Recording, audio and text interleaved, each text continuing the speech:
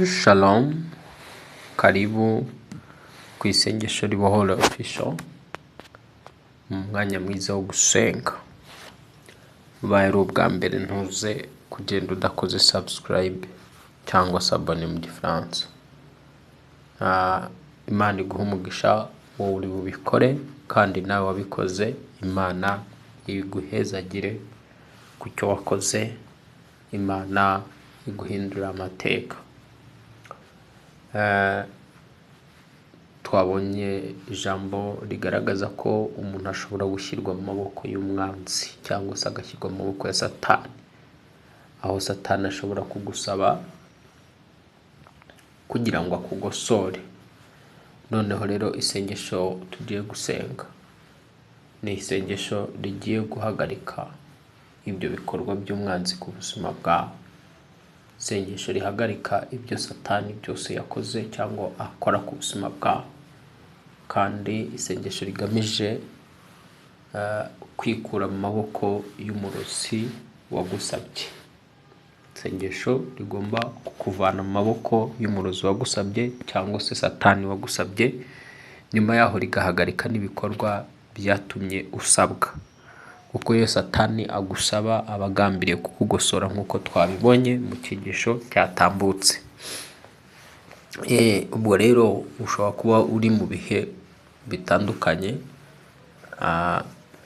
urimo uraca mu ntambara, urimo uraca mu bibazo, ariko ibibazo bikomoka ku gusabwa, uterwa n'umwanzi kuko yagusabye, cyangwa se ibibazo ushobora kuba uratezwa n'umuntu kuko hari umuntu ugufite uri mu maboko ye mu isi y'umwuka, uguhambiriye, wagusabye, uguteza indwara, uguteza ubukene, uguteza inyatsi, uguteza intambara ucamo.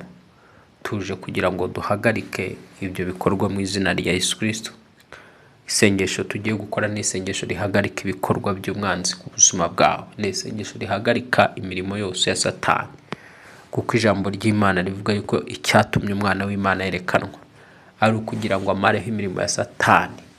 Umurimo wose Satani arimo aragukoreraho biciye mu bakozi be, biciye mu bakozi b'ubwami bw'umwijima, iyo mirimo tuje kuyihagarika. Isengesho rihagarika imirimo y'umwanzi.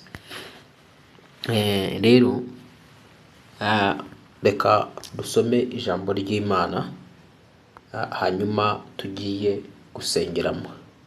Zaburi ya 40:3 handitswe ngo, kandi ankura mu rwobo rwo kurimbura no mu byondo by'isayo, ashyira ibirenge byanjye ku rutare, akomeza intambwe zanjye. Ijambo riravuze ngo kandi ankura mu rwobo rwo kurimbura mu byondo by'isayo, ashyira ibirenge byanjye ku rutare, akomeza intambwe zanjye. Birashoboka ko umwanzi wagusabye yagufata akagushyira mu rwobo mu isi y'umwuka, ukisanga uri mu rwobo rw'ibibazo, ukisanga uri mu rwobo rw'ubukene utakwikuramo, ukisanga uri mu rwobo rw'ibyaha utakwikuramo, ukisanga uri mu rwobo rw'ikimwaro cyangwa igisuzuguriro utakwikuramo. Ariko turaje dusenge kugira ngo Uwiteka agukure muri urwo rwobo mu izina rya Yesu. Urwobo rwo kurimbura ubuzima bwawe, urwobo rwarimbura destination yawe. Ibuka ko umuntu w'Imana Yosefu bamujugunye mu rwobo, abarumutayemo bashaka kugira ngo bashingure ejo hiwe cyangwa inzozi ze cyangwa destination yawe yewe. Nawe birashoboka ukaba uri mu rwobo, muri urwo rwobo barugushyizemo barabanje kugusaba. Mubyibuke tuje gusenga isengesho rihagarika ibikorwa bya Satani wagusabye kugira ngo akugerageze. Rero Satani ashobora kugusaba cyangwa abarozi bakagusaba kugira ngo bice ejo hawe, bice icyerekezo cyawe, cyangwa se banakwambura ubuzima. Abagusabye bose rero tugiye kubirukana ku buzima bwawe. Ariko iri sengesho turarikoreramo cyane, iri jambo turarikoreramo cyane, rivuga ngo ankura mu rwobo rwo kurimbura no mu byondo by'isayo, ashyira ibirenge byanjye mu rutare, akomeza intambwe zanjye. Nta hantu Imana itakuvana.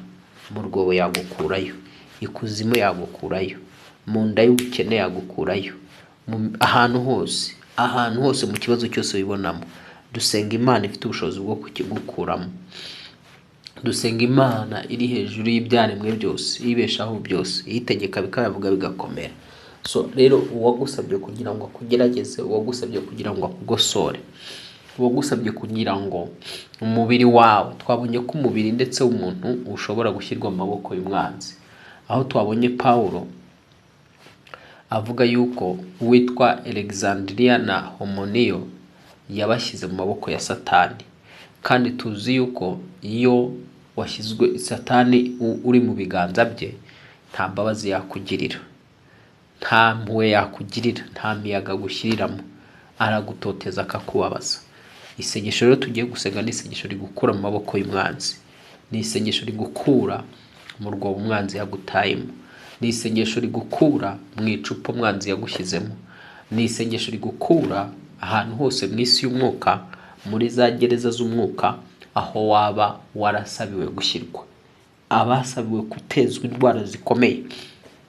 Isengesho tugiye gukora ni isengesho rihagarika izo ndwara zikomeye, abatanze kugira ngo batezwe amakirize, batezwe ubushomeri. Isengesho tugiye gukora ni isengesho rihagarika ibyo bushomeri. Umva ukuntu ijambo hano muri Yohana havuga, Yohana niho tugiye gusoma, ubumve ukuntu iki cyanditswe kivuga. Hanyuma nyuma yo kugisoma twinjire mu mwanya mwiza wo gusenga. Twinjire mu mwanya mwiza wo gusenga nyuma ngo muzi yuko uwo yerekaniwe. Reka dusome iri jambo, Yohana wa mbere igice cya 3.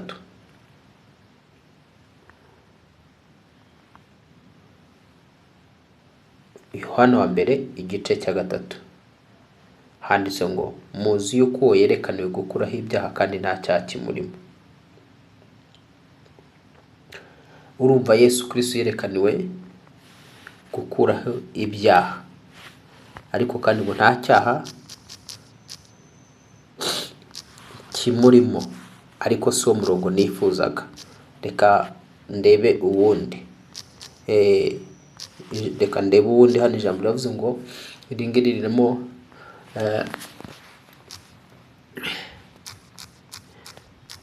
reka ndebe irindi jambo ngomba gusengeramo, ntabwo ari iri ngiri tugomba gusengeramo.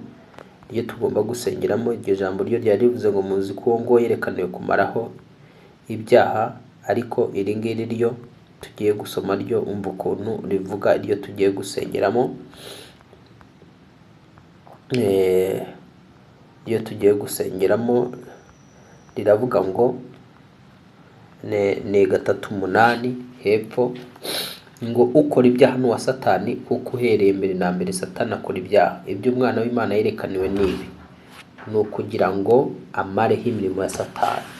Urumva Yesu Kristo cyatumye yerekanwa no kugira ngo amareho imirimo ya Satani. Uyo niwo murongo nashakaga, ngo ukora ibyaha n'uwa Satani, kuko uhereye mbere na mbere Satani akora ibyaha. Ibyo umwana w'Imana yerekaniwe n'ibi, ni ukugira ngo amareho imirimo ya Satani. Yesu ariho kugira ngo amare imirimo ya Satani ku buzima bwawe. Yesu ariho kugira ngo amareho imirimo y'abarozi bakorera uwo mubiri wawe. Yesu ariho kugira ngo amare imirimo abana b'umwijima, abakozi ba Satani bakorera ubugingo bwawe. Yesu arahari kugira ngo amareho imirimo ya Satani akorera business yawe, akorera umuryango wawe, akorera ubugingo bwawe. Ariko muri iyo mirimo Satani akora ku buzima bwawe harimo n'ibyaha. Ibyo nabyo yerekaniwe kubimaraho. Yesu yerekaniwe kubikuraho. Imbaraga z'umwami Yesu n'amaraso Yesu bikuraho ibyaha. Imbaraga z'umwami Yesu n'amaraso Yesu Kristo bikuraho imirimo ya Satani n'ibikorwa bya Satani, kuko handitswe ngo no kugira ngo amareho imirimo ya Satani. Kandi ubyibuke ko yavuze yuko we yazanywe no kugira ngo zibone ubugingo, kandi zibone ubugingo bwuzuye. Mu yandi magambo, Yesu alikuja ili tupate maisha pia tena maisha ya utere. Mungu amekuja, Yesu kaja ili kung'oa na kuharibu, kuangamiza kazi zote za ibilisi. Yesu yazanywe no kugira ngo arimbure imirimo yose y'umwanzi. Isengesho rero tugiye gukora rero, nyuma yo kubona ko umuntu ashobora gusabwa, Satani akamusaba noneho yamara kumusaba wa muntu akisanga ari mu maboko ya Satani, ubundi Satani akamwongeraho uburimiro, abadayimoni bakamwongeraho uburimiro, barozi bakamwakurana, bakamuroga, umwe amuvaho undi ajyaho. Ijambo ryagaragaje ariko rero uyu Yesu Kristo yerekana kugira ngo amareho imirimo ya Satani.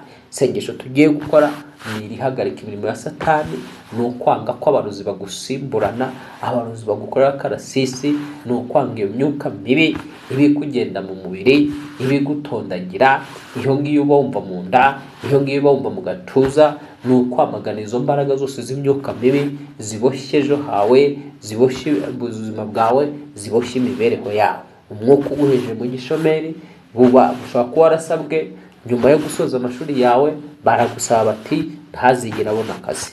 Tuje gusenga kugira ngo Umwami Yesu akaguheshe, ariko ubanze wihana ibyaha. Ubaye utarizera Yesu Kristo, ubanze wihana ibyaha, wakire Yesu Kristo Umwami n'Umukiza n'Umucunguzi w'ubugingo bwawe.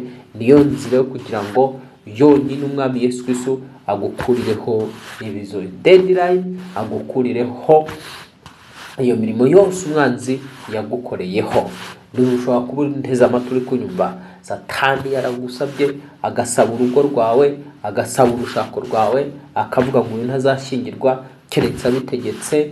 Tuje gusenga kugira ngo umwanzi wasabye urugo rwawe arurekure mu izina rya Yesu Kristo. Tuje gusenga umwanzi wafashe umubiri wawe awurekure mu izina rya Yesu Kristo.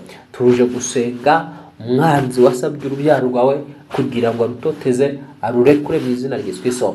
Tuje gusenga kugira ngo business yawe umwanzi yasabye kugira ngo ayisenye, tuje gusenga kugira ngo ayamburwe uyisubirane mu izina rya Yesu Kristo.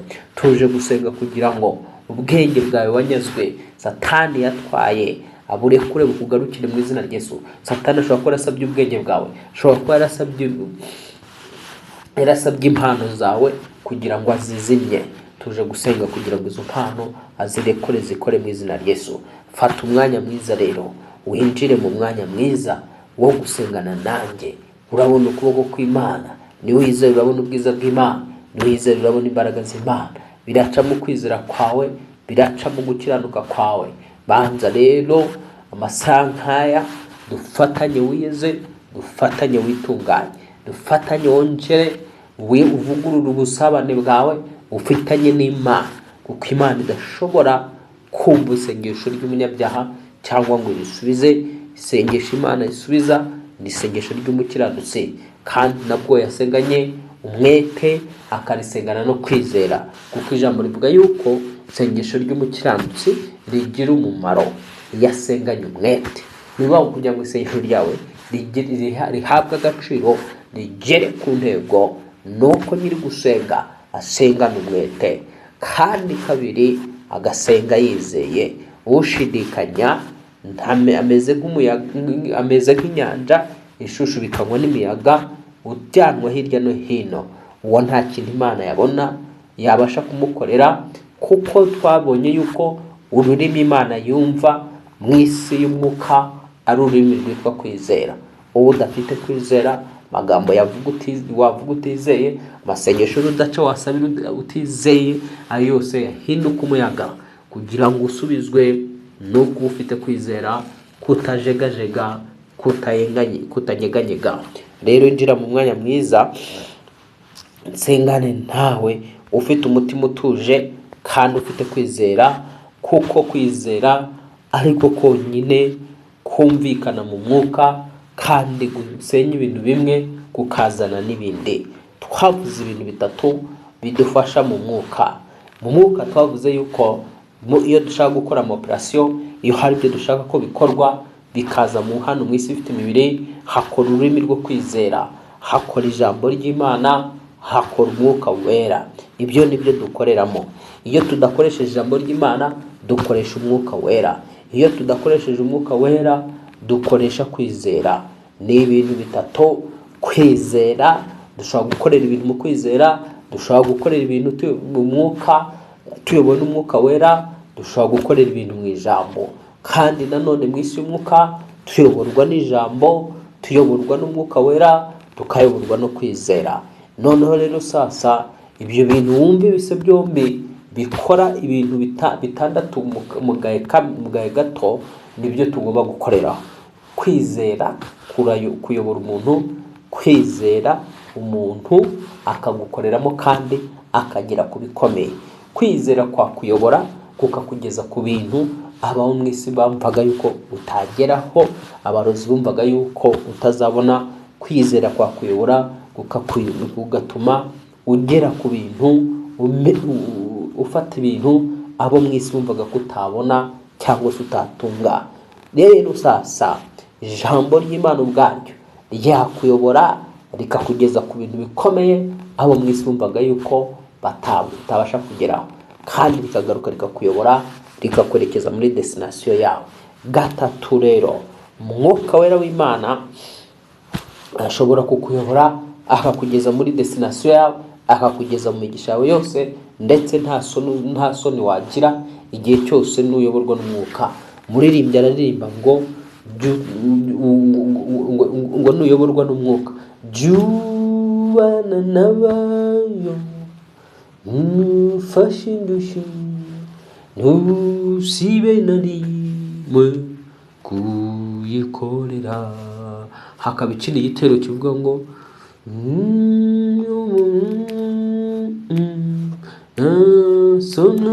sonuzagira nubona Yesu. Ngo uyoborwa n'Umwuka nta soni uzagira. Nuyoborwa n'Umwuka Wera nta soni uzagira nubona Yesu. Uvuga ngo abazi iyo ndirimbo murayizi. Iyo wayobowe n'Umwuka Wera nta soni zishobora kugukora. Umwuka Wera arakuyobora, kandi nanone Umwuka Wera mu isi y'umwuka tubasha kumukoreramo tukagera ku bikomeye. Dukorera mu Mwuka Wera tukagera ku bikomeye. Dukorera mu ijambo ry'Imana tukagera ku bikomeye. Dukorera mu kwizera tukagera ku bikomeye. Kandi ibyo bintu bitatu byose biragaruka bikanatuyobora. Tugiye rero gusenga, tuza umutima wawe ushyira ahantu hamwe, umutima wawe uhuze n'ibitekerezo. Wirinde kugira ikindi ufokasinga cyangwa se utekereza, ahubwo ugendane nanjye mu isengesho. Uraza kubona ikiba ku buzima bwawe. Hari imbaraga z'Imana zigiye kukwambura ubwami bw'umwijima bwari bugufatiriye. Hari imbaraga z'Imana zigiye gutegeka imyuka y'abarozi ikakurekura. Hari imbaraga z'Imana zigiye gutegeka imizimu ikagucikaho. Hari imbaraga z'Imana zigiye kumanuka zikagukura mu maboko y'umwanzi, mu maboko y'umurozi, mu maboko y'umukonikoni, mu maboko y'uwagusabye. Uwo wari waragusabye kugira ngo agutange igitambo, uwo wari waragusabye kugira ngo akuzamukireho agutanze igitambo cye, uyu munsi arakurekura mu izina rya Yesu Kristo. Data, mu mbaraga amaraso Yesu Kristo, duciye bugufi munsi y'ibirenge byawe. Subira muri iryo sengesho mvuze uti, Data, mu izina rya Yesu Kristo, ciye bugufi munsi y'ibirenge byawe. Sabye imbabazi z'ibyaha byanjye n'ibicumuro byanjye, ibyatumye umwanzi angiraho ubutware, angiraho ubushobozi, cyangwa se ibyatumye shyirwa mu maboko y'umwanzi kugira ngo agosore. Mbisabiye imbabazi Yesu Kristo, muri ya maraso yawe wamennye ku musaraba, ankureho ibyaha, ankureho ibicumuro. Uyu munsi wa none, itariki ya none, weza ubugingo bwanjye, weza umutima wanjye, usibanganye buri gukiranirwa kose kwatuma ashyirwa mu maboko y'umwanzi, cyangwa se mpera mu biganza by'umwanzi. Aya masaha Mwami Yesu, imbabazi zawe ziganze ubugingo bwanjye, ziganze umutima wanjye, ziganze imyumvire yanjye, ziganze imitekerereze, ziganze jye w'umwuka. Izina rya Yesu Kristo wapfuye akazuka, izina rya Yesu Kristo ukinga ntihagire ukingura. Uwiteka, aya masaha nk'aya nkura mu maboko y'umuntu wansabye, izina rya Yesu Kristo wansabye wese ngo ntangeho igitambo cy'ubuzima cy'ibyo yifuza katika jina Yesu. Marayika w'Uwiteka amuhana mugenzi, wantanze mu bapfumu, wantanze mu barozi, undogesha wese atsindwe mu izina rya Yesu Kristo. Ibyo yansabye kugira ngo abinteze bimusubireho mu izina rya Yesu Kristo, bimusubireho mu izina rya Yesu Kristo.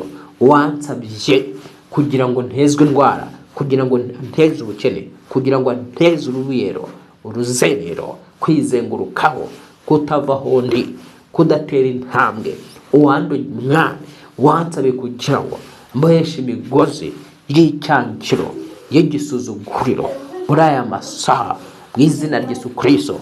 Buri migozi yose yari yiboshye njyewe ndayica mu izina rya Yesu Kristo, ndayica mu izina rya Yesu Kristo, ndayica mu izina rya Yesu Kristo.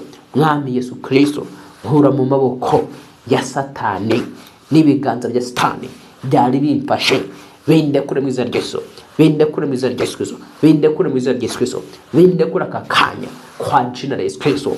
Wasabye umubiri wanjye kuwuteza indwara, kuwuparariza, kuwuteza ibibazo, kurundamo indwara zidakira n'izikira mu izina rya Yesu Kristo. Uyu wansabye umubiri wanjye naho umunyaga mu izina rya Yesu Kristo, naho umwambura mu izina rya Yesu Kristo, naho umwambura mu izina rya Yesu Kristo. Yesu Kristo, nguhaye umubiri wanjye, ngwino wiharire, ngwino utegeke, uve mu biganza by'imbaraga zawe utotezaga, ahubwo umubiri wanjye ushyirwe mu biganza byawe, kuko ibiganza byawe Mwami Yesu Kristo nibyo byizewe. Ibiganza byawe nibidomina amaraso yanjye, nibidomina ingingo zose zikoze umubiri wanjye mu izina rya Yesu Kristo. Ubambwe gapfa kazuka amasankaya, wasabye ukuboko kwanjye, wasabye amaso yanjye, wasabye ibiganza byanjye, wasabye imikorere yanjye, wasabye urushako rwanjye, wasabye amahirwe yanjye, wasabye iterambere ryanjye, wasabye kuzamuka kwanjye, wasabye ubwenge bwanjye mu izina rya Yesu Kristo. Atsindwe mu izina rya Yesu Kristo, atsindwe mu izina rya Yesu Kristo. Nimanye ubwenge bwanjye mu izina rya Yesu Kristo, nimanye igikundiro cyanjye mu izina rya Yesu Kristo, nimanye umubiri wanjye mu izina rya Yesu Kristo, nimanye hejo hanjye mu izina rya Yesu Kristo.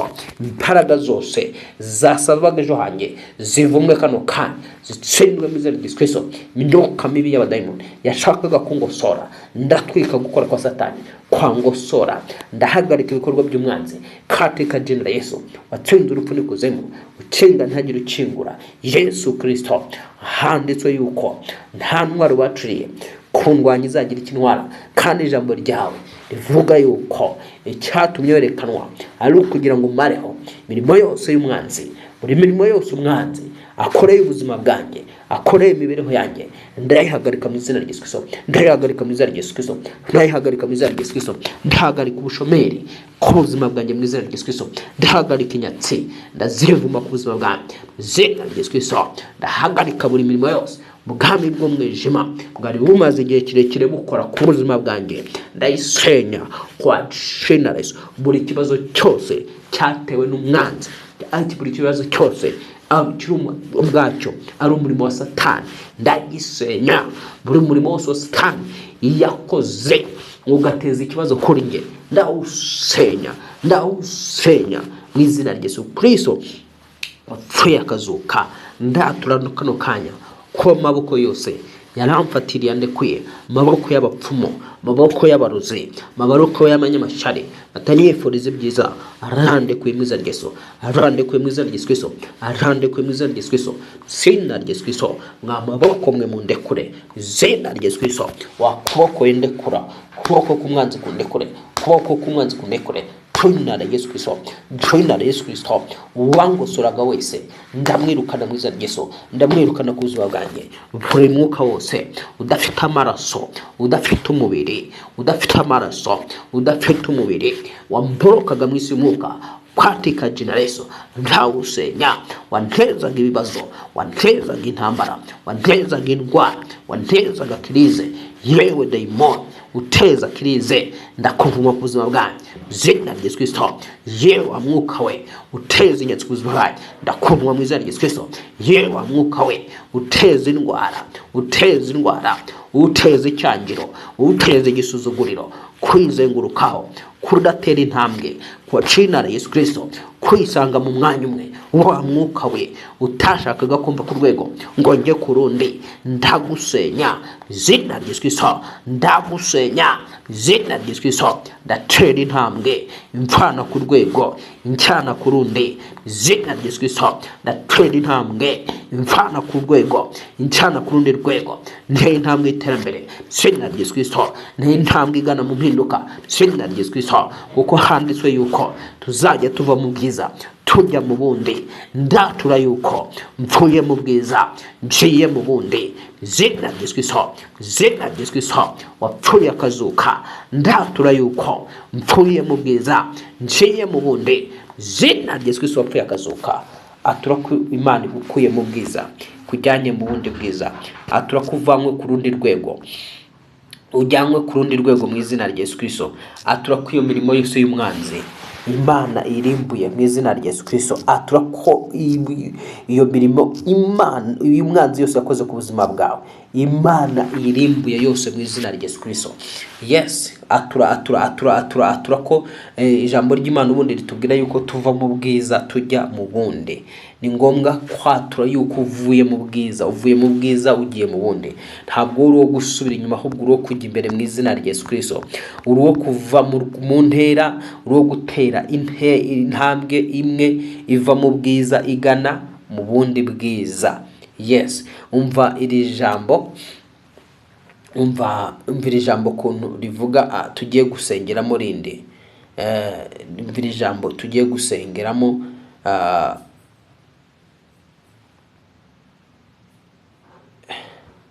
Iri jambo, hari ijambo nshaka kugira ngo twongere turisengeremo, turihagararemo.